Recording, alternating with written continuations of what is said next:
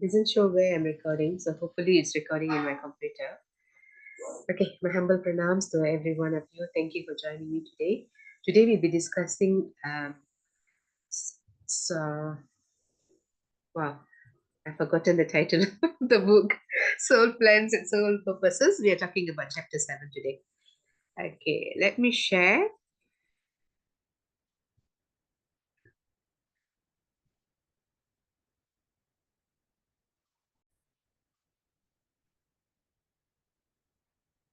Okay, Miraji, can you see now? Yes, Akka. Okay. Today, what we're going to learn today is very simple. It's something we all know, but we have never practiced. So, lesson number 7 is divine creation flows through you, not from you. Meaning, there's a higher purpose in life, there's higher energy in life that is passing through all the information to us. But unfortunately, we don't know. We always say it's me and me and me. And because we let the ego take over. Okay. In soul lesson number 7, it says, turn everything over to your higher self. And your soul's purpose is to allow your higher self to lead your life.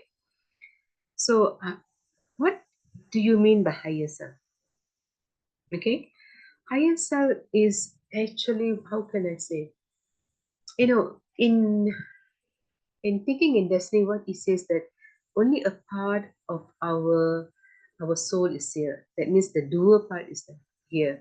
The thinker and knower part is on a higher realm. Okay, so whenever we do meditation, we are actually connecting with our thinker and our knower self. So we can call this over self, or we can call this divine uh, God energy or whatever energy, but it is an energy that is greater than us. Okay, so divine creation flows through you, not from you, and this force comes from your higher divine self, not from your personal ego. That part of yourself blocks manifestation while your essential being channels it. Okay, the higher self is the one channeling the information, and our ego is what the writer says is it is quite challenging concept for us to understand, because she herself had a problem, a trouble understanding when it was first introduced to her.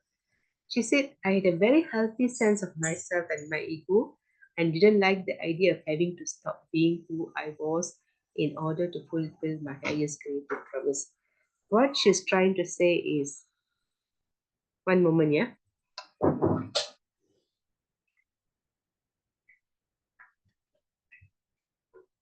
Sorry for the interruption.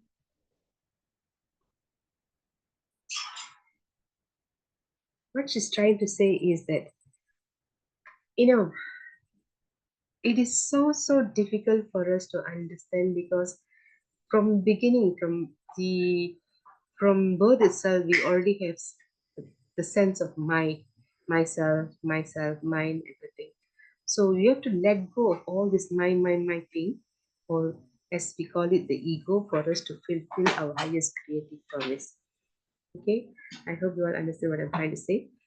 And what she's telling, that we are all living creation who have been engineered to allow higher energy source to move through us.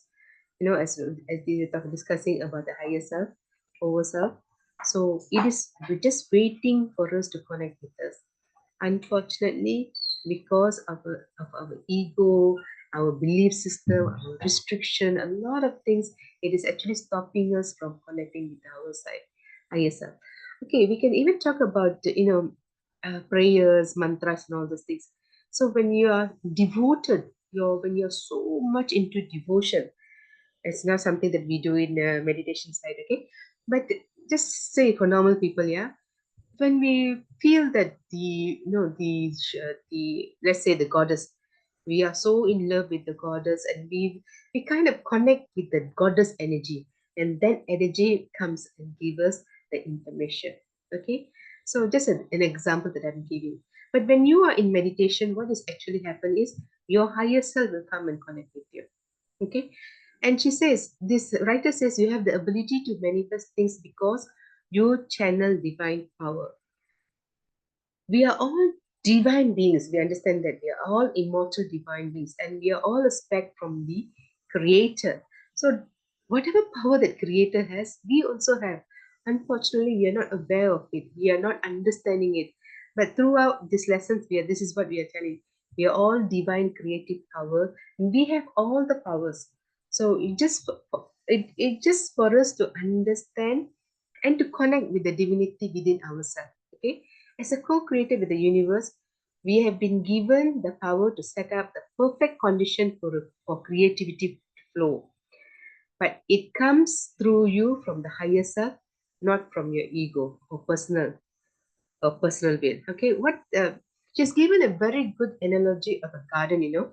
We can put the soil, we can change the soil, we can put fertilizer, we can put beautiful plants everywhere.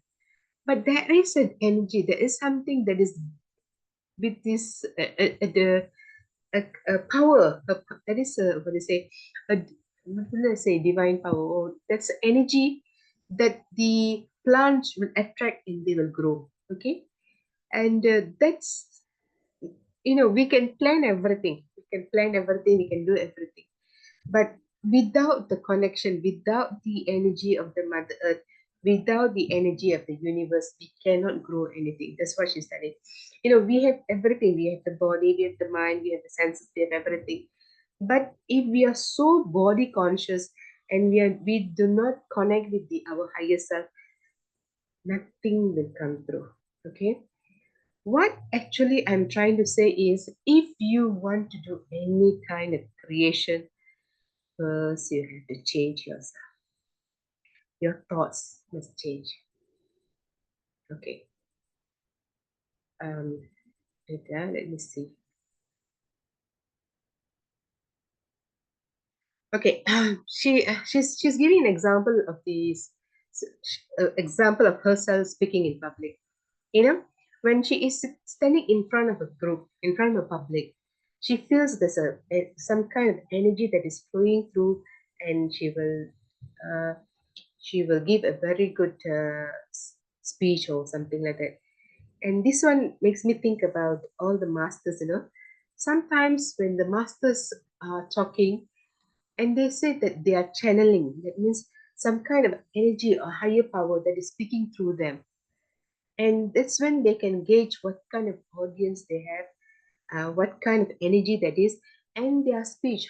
No matter how much they have prepared, when they come and stand in front of the crowd, they connect with the energy of the crowd and the flow. They will connect with the higher self, and the messages that they give will be quite different from what they have prepared.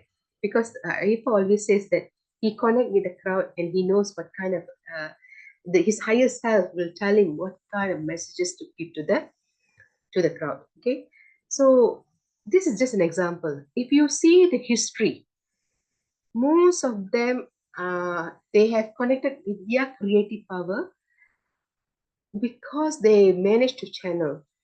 And I read in one of the books, I can't remember the title of the book. They said, "What you know, the higher beings, when they want to show some kind, when they want the humanity to grow, they will pass the knowledge through the dreams or through early morning, through a certain time of a period. They will put that thought, put their creation into that human being, and that being is able to come with a lot of creation.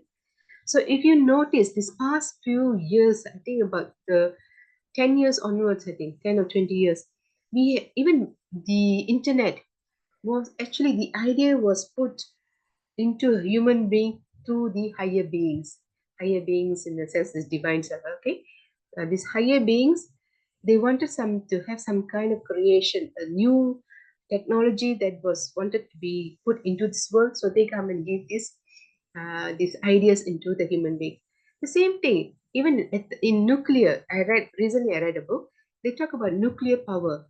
The nuclear power, they thought human being could handle the knowledge or the technology of the nuclear, because nuclear was actually to provide free power for the humankind.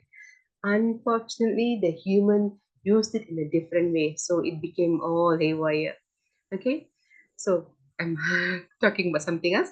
So what they're saying is, without the divine inner being, very little or nothing get accomplished, because they are the source of our creative power, and they are the one empowering us and filling us with light and brilliance. Without the core power in charge, we are all trapped in yesterday's creation instead of fulfilling today's dreams. Okay, and recently, what I've noticed is a lot of people, a lot of young children are coming up with being with so much of creative ideas. So they are, I think they are actually born with with the connection with the higher self. So they come and do, creating, uh, building up businesses, creating new technology. And even recently, I saw one TikTok video today. A Malaysian girl created paper using sugarcane byproduct. Sugarcane is what you call that, the chakra. I don't know what they say in chakra in English. No, the waste of sugarcane. She used that to create, to come up with paper. So you see, all these things, you need to have a divine creative power in you for you. So you have to be connected with your divine energy or the connection for you to be able to create. Okay. So what she is telling, or the emissaries of God, what they're telling is, we learn soul lessons at our own pace. We can share the knowledge we have gained with one another, talk about our successes, offer encouragement, and cheer each other on. But we have to master this lesson through our own initiative. Okay. What I understand is, if without you doing any work, okay, without you us doing any work, we cannot change. For example, if we are having the same thoughts that we had about 3 years ago, 2 years ago, instead of manifesting something, anything new, our if our ego is repeating a pattern, okay, that's not creative, you continue to experience the same disappointing relationship, money problem, health issues, dead-end jobs, boredom, unhappiness, misery, and whatever, okay. So the ego is quite masterful in recreating these loveless, lifeless ruts. The only way to break through them and tap into your divine power is to turn every intention and vision over to your spiritual source immediately and to keep it there. What I am trying to say is very simple. You you do not want to change the way you think, the way you do your activity, you will never connect with your creative power, because we are so entrapped with the body mind thing. We allow the body consciousness to hold us. This is what is going to happen. We're going to live in the boredom, with the suffering, with the depression. But the moment you realize, okay, I want to change, those of you who are here today are those people who want to change. Because you wanted to change, you got this book with you. And from the beginning, from lesson 1 to lesson 6, there are a lot of activities that you all have been going through. These activities are the one that is changing the way you think, changing the way you do your things, looking at the things differently, and to connect your inner self to realize the divine self. So when you know a divine immortal soul, and the soul purpose is to love yourself as the creator loves you, and to understand that nothing will stop you. Okay, so when you connect within yourself, that's where the divinity will connect with you. And this divinity is the one that is going to change, that is the one going to help you be creative and manifest your life. So there's one thing she said: affirm daily, higher self, I leave it to you, I'm your faithful servant, and I'm open to your way. Please say this as much as possible. Relax and let the thing happen. Okay? But you have to change the way you think. You have to change the way you do the things. You have to do a lot of, there's law of acceptance, law of, there are so many laws, that we all have to follow through. If you follow the universal law, I guarantee you, your life will be wonderful. Okay? And this is what I'm going to do today. That's all for today. And I want you to look at your own status where you are, whether you are a journeyman, you're a student, journeyman, sorry, student, apprentice, journeyman, or master. Look at it and see what are the activities that need to be done. And one thing I've noticed is whatever activity I ask you all to do, there's no feedback from many of you. So, but I assume that you guys are doing your work on your own. I'm sure all of us have a different way of learning things. So I'm not going to give you all pressure. Do it on your own method, own way, and the learning happens on your own. Okay? I'm sure you guys are learning and changing.